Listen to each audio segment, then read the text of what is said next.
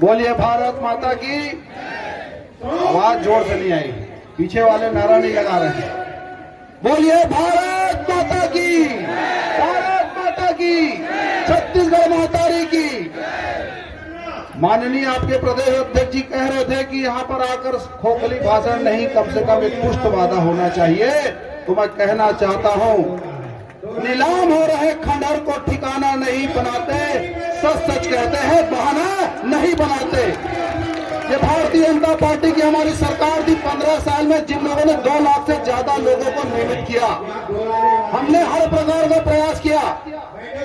हमने पिछले 4.5 साल 5 साल में लड़ाई लड़ी, सड़क से लेकर सदन तक में आप लोगों की आवाज को उठाया।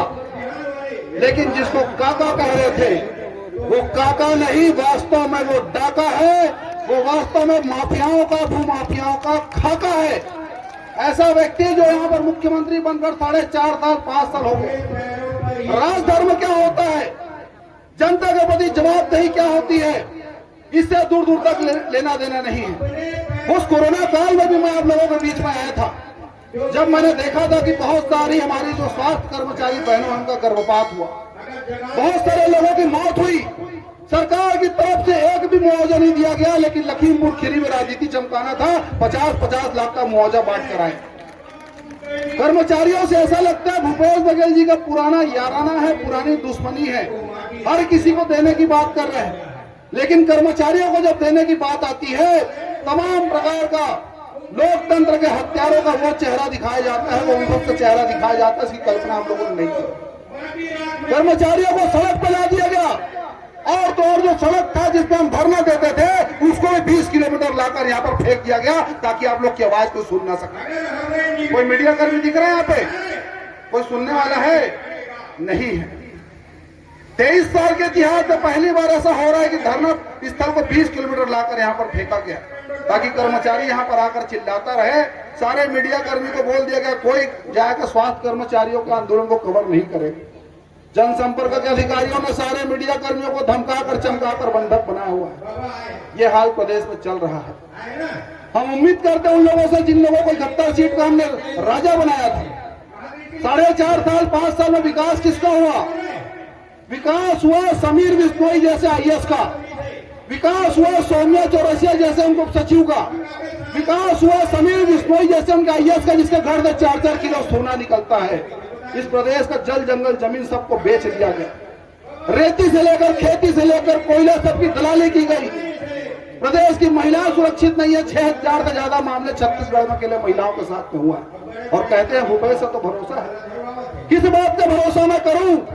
जिस राज्य में युवा निर्वस्त होकर प्रदर्शन करने के लिए मजबूर हो जाता है, इस बात का मैं भरोसा करूं?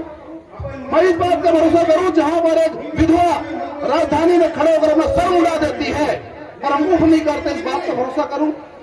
मैं इस बात का भरोसा करूं कि कर्मचारियों को पेट में घूसा मारा जाता है, बूटों से रौंदा जाता है, लाठियों से पीटा जाता है, जेल में डाला जाता है, इस बात का हम भरोसा करें? ये सोचने वाली बात है कि पिछले 4.5-5 साल में किन लोगों के उम्मीद थी कि स्वास्थ्य कर्मचारियों के साथ में न्याय होगा, क्योंकि आप लोगों ने निश्चित तौर पर छत्तीसगढ़ में इतिहास बदला है, कोरोना की रफ्तार को रोका है, वरना छत्तीसगढ़ का वो हाल होता कि ना काका बसता ना बाबा बसता। उसके बाद भी थोड़ी भी मानवता नाम की चीज नहीं। मालवीय मूल्यों को किस प्रकार से नाश किया गया है। किसान से लेकर युवा से लेकर कर्मचारी हर वर्ग आज आंदोलन कर रहा है। मुझे अच्छी तरह याद है, कोरोना में काम आप लोग कर रहे थे, 700 करोड़ का कोरोना शेष वसूला गया। वो पैसा कहाँ गया? वो 700 करोड़ रुपए कहाँ गया? ये बड़ा सवाल है जो भूपेश बघेल जी को हमसे पूछना चाहिए। इसका जवाब कोई भी कांग्रेस का पार्टी का नेता देने की स्थिति में नहीं है। कोरोना से 700 करोड़ वसूला गया, 300 करोड़ का विज्ञापन बांटा गया, चेहरा चमकाया गया लोकप्रियता के लिए। लेकिन कर्मचारियों को जब देने की बात आई तो कहते हैं कि बजट नहीं है। और बाहर पूर्व स्वास्थ्य मंत्री जो वर्तमान में डिप्टी CM बने, कहते हैं मेरे पास पावर नहीं है, मैं पावरलेस इंसान हूं, मैं कुछ नहीं कर सकता आपके लिए। डिप्टी CM बनने की बात आ गई, अब आंखें दिखाने लगे। एक राजा का इस प्रकार से चरित्र, ये भी छत्तीसगढ़ में हमने 4.5-5 साल में देखा है। ये वास्तव में पिछले 4.5 साल 5 साल में किस प्रकार से झूठ की दुकानदारी चलाई गई। किस प्रकार से जालसाजी की गई, किस प्रकार से हमारे सपनों को तोड़ा गया, किस प्रकार से हमारे अरमानों की डोली उठाई गई, अर्थी उठाई गई। ये सारी चीजों को आत्मसात करने का वक्त आ गया है। ये विषय राजनीति करने का नहीं है, ना हम लोग वोट मांगने आए हैं। आप लोग जो लड़ाई लड़ रहे हैं, जिस लड़ाई को आप लोग लड़ रहे हैं, सत्य की लड़ाई को आज हम लोग समर्थन यहाँ पर देने आए हैं।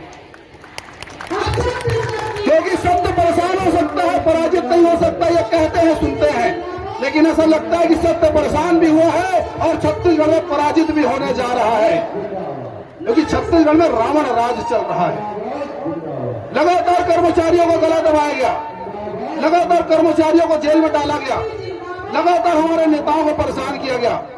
आप लोग जो आंदोलन कर रहे हैं, निश्चित तौर पर इसको भारतीय जनता पार्टी के कार्यकर्ता होने के नाते हम लोग समर्थन देते हैं। इस लड़ाई को आप लोग अकेले नहीं लड़िएगा, ना ये न समझिएगा कि आप लोग अकेले हैं। भारतीय जनता पार्टी के हमारे सबसे बड़े यूथ आइकन प्रदेश महामंत्री ओपी चौधरी जी अगर यहाँ पर आए हैं तो निश्चित तौर पर एक प्रतिबद्धता के साथ में, एक संकल्प के साथ में आए हैं। ये चुनाव का सिर्फ एकमात्र शोषेबाजी नहीं है। हमने कर्मचारियों की लड़ाई लड़ी है, हमने छत्तीसगढ़ राज्य बनाया है। ये राज्य इसलिए बनाया था कि हर वर्ग का कम से कम फायदा और विकास हो। लेकिन पिछले 5 साल में विकास चंद लोगों का ही हुआ है, विकास मंत्रियों का हुआ है, कांग्रेस पार्टी के नेताओं का हुआ है, मुख्यमंत्री के गुर्गों का हुआ है, ना कर्मचारी का हुआ, ना किसान का, ना हुआ युवकों का। बहुत सारी बातें कहने के लिए, लेकिन आज आप लोग जो आंदोलन कर रहे हैं, ये आंदोलन सिर्फ एक चीज का आंदोलन नहीं होना चाहिए, चरणबद्ध आंदोलन होना चाहिए। क्योंकि उसूलों पर जब बात आए तो टकराना जरूरी है, जिंदा हो तो जिंदा नजर आना जरूरी है। जिस बात का गुमान यहाँ की सरकार को है, इस सरकार को बताना पड़ेगा कि लोकतंत्र है, राजशाही नहीं है। हमने 71 सीट का अगर राजा बनाया है तो लाकर रंग बनाने की भी हिम्मत हम कर्मचारी रखते हैं। 2.5 महीने बाद एक चाबी आपको मिलने वाली है ताला खोलने की। उस ताला को खोलना है कि बंद करना है, ये आप लोगों की जिम्मेदारी है। इसलिए आज यहाँ पर खाली हाथ नहीं जाना है, एक संकल्प के साथ में जाना है कि जिन लोगों ने हमारे साथ में अत्याचार किया, हमारे सारी चीजों को नजरअंदाज किया, ऐसे लोगों के साथ में 2.5 महीने बाद किस प्रकार का व्यवहार कर्मचारी करेगा। क्योंकि जो व्यक्ति जाग रहा है, जो सोने का नाटक कर रहा है, उसे हम नहीं उठा सकते, जो सो रहे हैं उसको उठा सकते हैं। भूपेश बघेल जी 5 साल से सोने का नाटक कर रहे हैं, इसलिए जोरदार आवाज होनी चाहिए, और आवाज इतनी जोरदार होनी चाहिए आप लोगों की एकता के साथ में कि सरकार का कान का पर्दा फट जाए। इसलिए इंकलाब का नारा इस प्रकार बुलंद करते रहिए। भारतीय जनता पार्टी के एक कार्यकर्ता आप लोग के साथ में लड़ाई को लड़ेगा। और जिस बात को माननीय अध्यक्ष जी ने कहा है कि कानून तोड़ने पर 6 महीने की जेल और 250 रुपए जमा करना पड़ता है, तो 250 रुपए आज ही जमा कर दीजिए और बता दीजिए कि जेल की सारी दीवारों को खोल दीजिए। क्योंकि स्वास्थ्य कर्मचारी जेल जाने से भी नहीं डरेगा, 250 रुपए देने से भी नहीं डरेगा।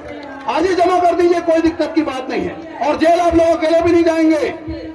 जेल जाने की बात आएगी तो माननीय ओपी चौधरी जी आपके साथ जाएंगे, गौरी शंकर त्रिपाठी जाएंगे, विजय शंकर मिश्रा जी जाएंगे। भारतीय जनता पार्टी के कार्यकर्ता आप लोग के साथ में लड़ाई को लड़ रहे हैं। और निश्चित तौर पर पार्टी की तरफ से घोषणा पत्र बनाने की जिम्मेदारी माननीय ओपी चौधरी जी के मजबूत कंधों पे है। इसलिए उनका जो वक्तव्य रहेगा उसको सुनिएगा।